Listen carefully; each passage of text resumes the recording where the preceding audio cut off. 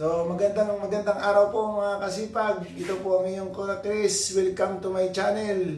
So mga kasipag, mayroon po tayong gagawin ngayon kung paano po tayo mag-check ng ating UV system. Ituturo ko po sa inyo kung paano rin po ito palitan at paano natin malalaman kung ito po ay gumagana pa o ito po ay failure na.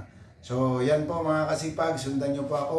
Sana po panoorin nyo po itong video natin hanggang sa matapos para magkaroon po kayo ng ideya kung paano po tayo mag-check ng ating mga UV system kung ito po ay gumagana pa o ito po ay failure na po. Yan po mga kasipag. Kung bago lang po kayo sa ating channel, so please like and share po at subscribe. So maraming salamat po. At sana po itong video natin ay panoorin nyo po hanggang sa huli po para magkakaroon po kayo ng ideya kung paano po tayo magpalit ng ating UV system. Okay, ready, go. Nag-monetize na yan.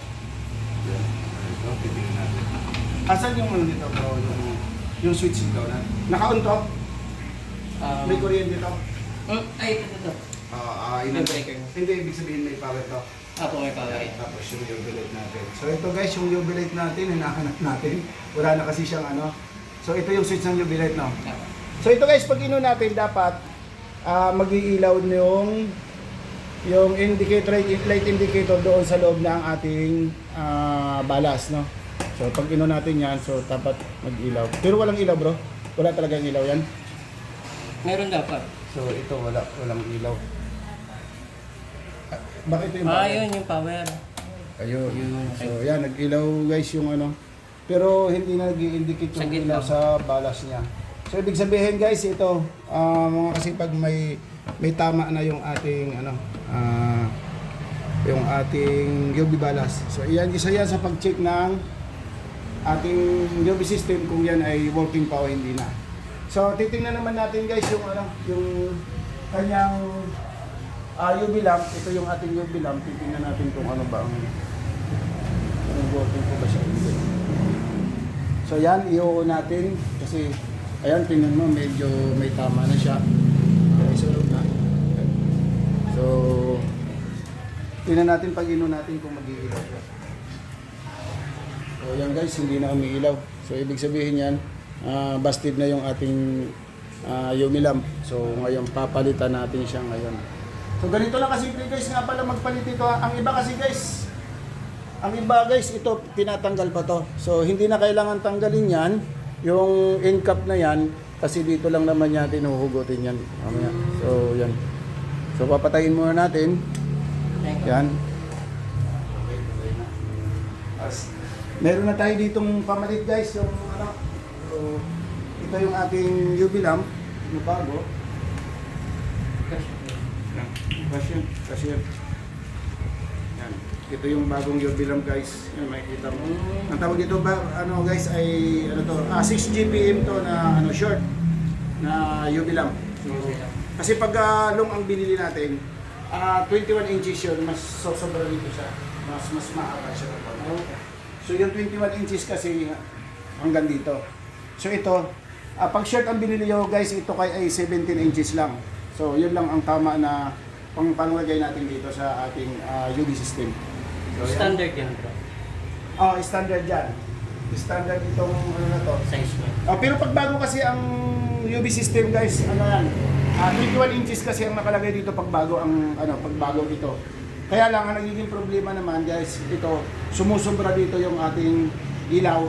So lumalabas dito. So medyo risk yun sa sa mga nag-ooperate dito sa loob kasi prone yun sa cancer pag babae bro. Yung radiation ba.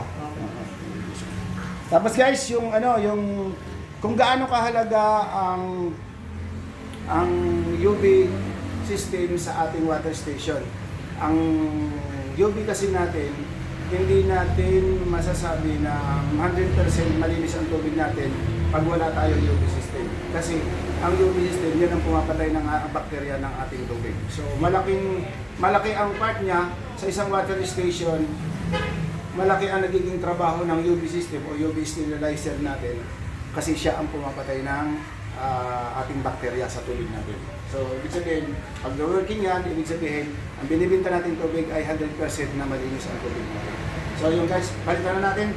Unahin muna natin to guys, yung ating UV light. Ito guys, yung UV ballast kung tawagin. Yan.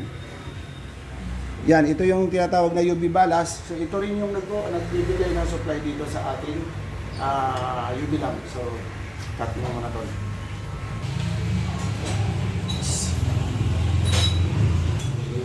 Huwag mo muna natin to. Huwag yung kalimutan ito guys, pag mag-aano kayo, gagawa kayo nito kasi high voltage yan. So, ilusot muna natin yung ating wire.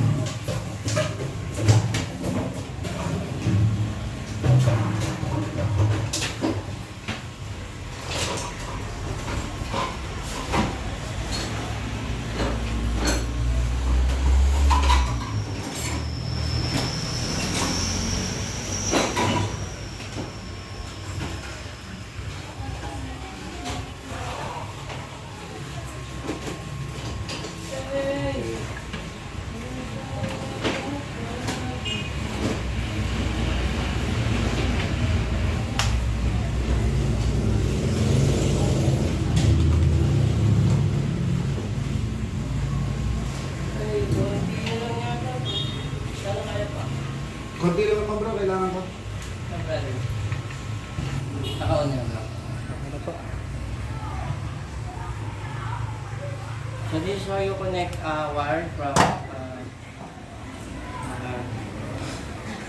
tatawag si brother. English word nga bro eh. Tapos magbibisaya mamaya.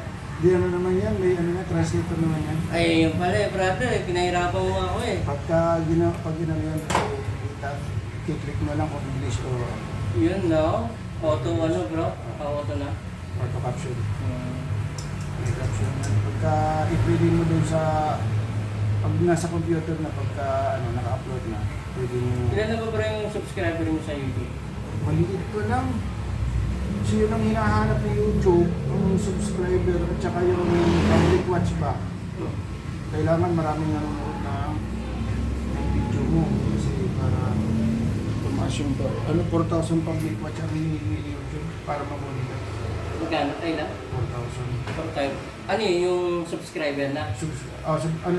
Public watch, yung nanonood ba? Kaya kailangan doon. Kahit maliit lang yung ano mo, subscriber mo. Hindi, 1,000 din. Yun yung pinaka-requirements. Kaya kaya bro. Siguro sa isang taon yan, baka Kaya marami naman. nanonood dyan. Hindi lang nila makita lahat. Kaya naman bro, basta marami lang manonood ng kasi kailangan ng madami kang video niya. Kasi pagka nagsunod-sunod naman yun bro, yung ano nyo, i-recommend naman yan sa Facebook. Ay, YouTube ko, puro may naman siya. Bro, mayroon ng commercial. kaya recommend ka na naman. Kaya pag binunod mo yung video ko, medyo ka na kasi marami na siyang commercial. Sa isang video, ang daming commercial na pumapasok. Ang kumikita na si YouTube. Wala pa ako kita dito.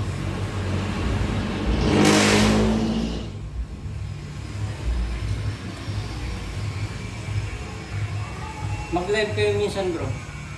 Hindi pa ako hindi pa siya wala pa sa requirements para mag-live. Kahit sa page? No. Ay, sa sa Facebook? Hindi, kasi sa YouTube lang ako eh.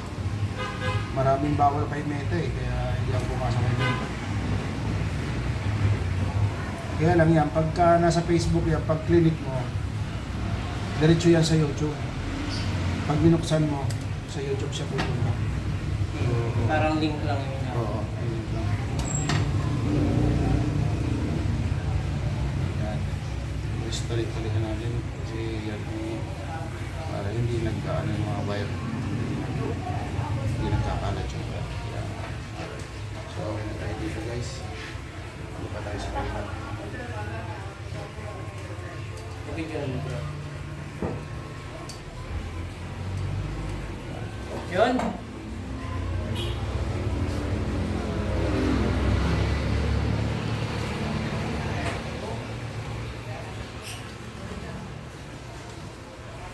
Ito yung pinaka tawag yan bro, balas. Talas. Dahil ka na. Lapit mo na dito. Ayan, tatanggalin natin to. Go. Okay na bro.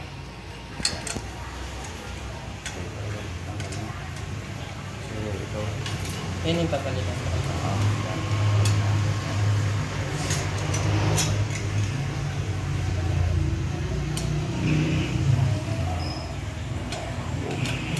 Ang problema niya pagpasok. So, hindi kasya. Okay, so pumunta. Ayun, sa kabila. Ano yung sa kanya niya?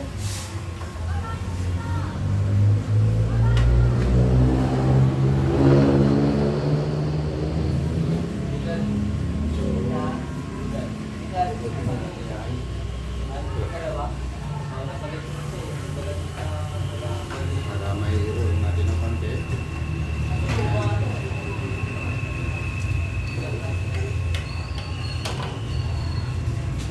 Tapos yung joy, ay yung ano, hindi natin dito.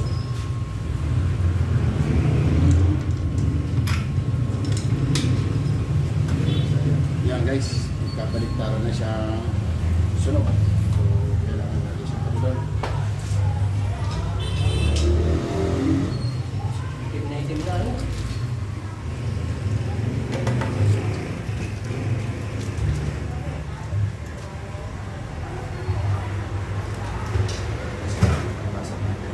Jansen! Okay, balik.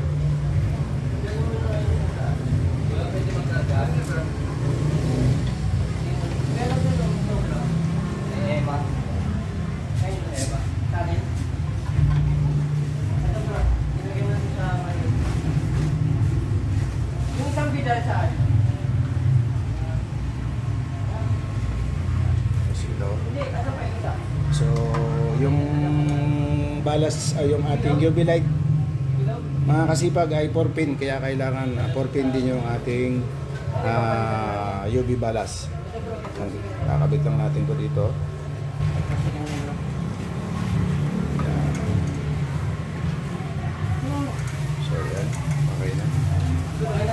So pag testing yan, testingin na natin. Okay na siya.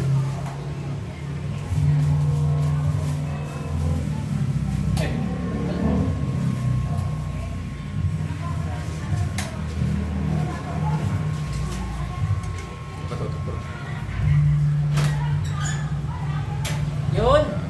So yun guys. Umilaw na. Yes! Nagkurente na.